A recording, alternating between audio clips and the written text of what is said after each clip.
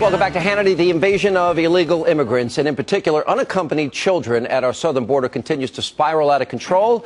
And in Marietta, California, authorities there are trying to dump some of these illegals into a holding facility there. But protesters on both sides are making things very difficult. Take a look at this.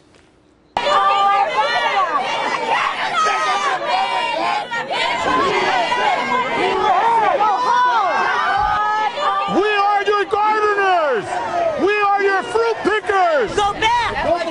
Go back! USA! USA! Go back to where you're from! We are the ones that clean your home! Illegal!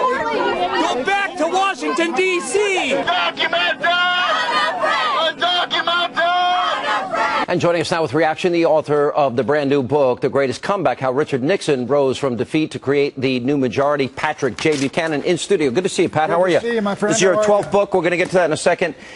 Pat, there's two themes that in your books, this being a different book, immigration, American decline. You see this is all government created, isn't it?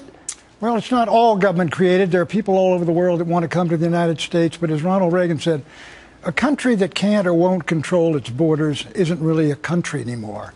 And John, what's happening on our southern border, what's happening in Europe, is the failed states of the third world are driving people basically to try to seek to have what exists in the West and the United States. But the truth is, if you do not get control of folks pouring into your country from all over the world, they will alter the character and composition of your country and change it forever without the consent of the American people. Look at Marietta, California. Look at, now we have militia guys threatening to go down to Texas. That government not enforcing the law is now creating a situation that is now spiraling out of control. Sean, 1991, I ran against George H.W. Bush. 1992, I went down to the border in San Diego, and they were coming across the border at 5,000 every weekend, pouring in, and they all talked about it, secure the border because illegals are pouring into the United States. And if the government had acted then, we would be dealing not with 12 million or 20 million illegals, but with 3 million. Many of them would have been gone. But it's a failure of both political parties, presidents of both parties. Why in heaven's name don't they know how to control the borders of their own country? Pat Buchanan, I was there in Marietta, Georgia, not Marietta, California, right, and I couldn't get into your rally at the time, and you were running for president.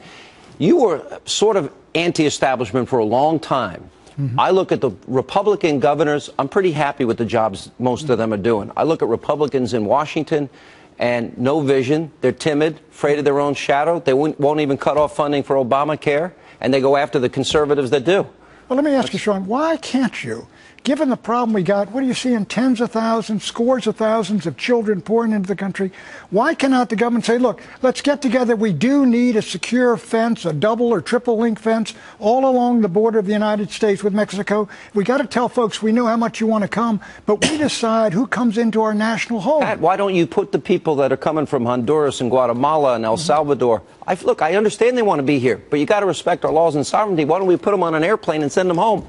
Well, that's what General Eisenhower did in 1953.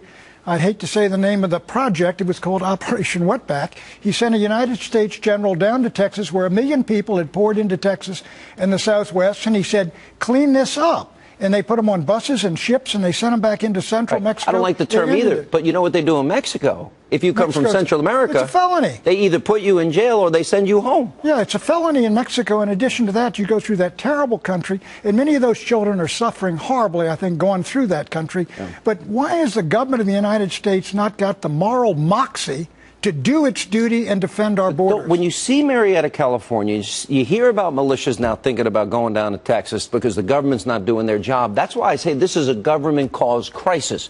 Barack Obama, he rewrites laws, chooses not to enforce laws. Even Jonathan Turley says we're at a constitutional tipping point, Pat. Right. You've been following presidents for a long time. Have you seen anybody like this before? I don't, I think any president, George W. Bush, taking a look at what's happening now, would at least finally act.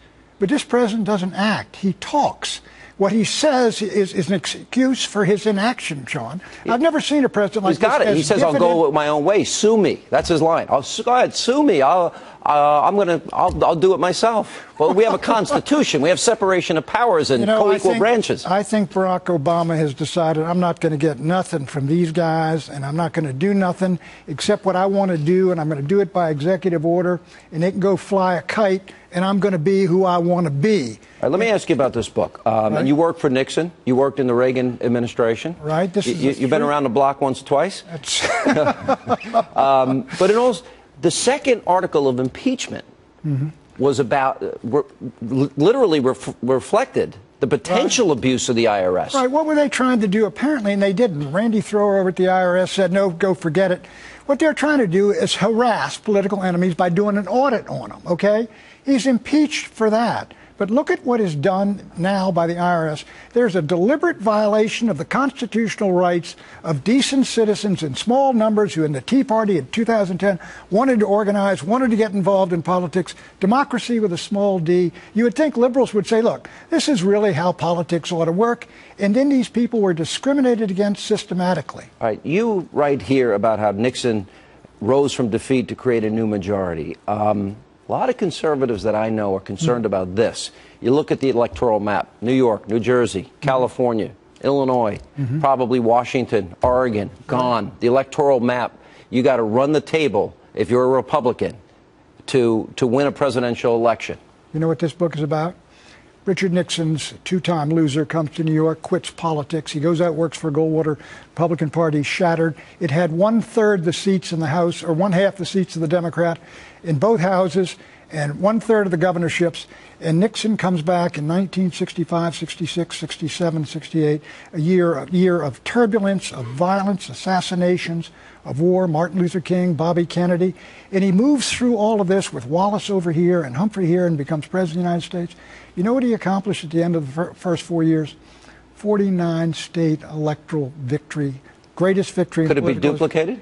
It can't be now. Nixon won California 5 times on national tickets. Reagan won it 4 times on national tickets. Can't happen anymore. I think Reagan and Nixon both would have a difficult time carrying California today. What's happened is the cultural revolution, which is described there, which we used as a foil and ran against and built the great silent majority.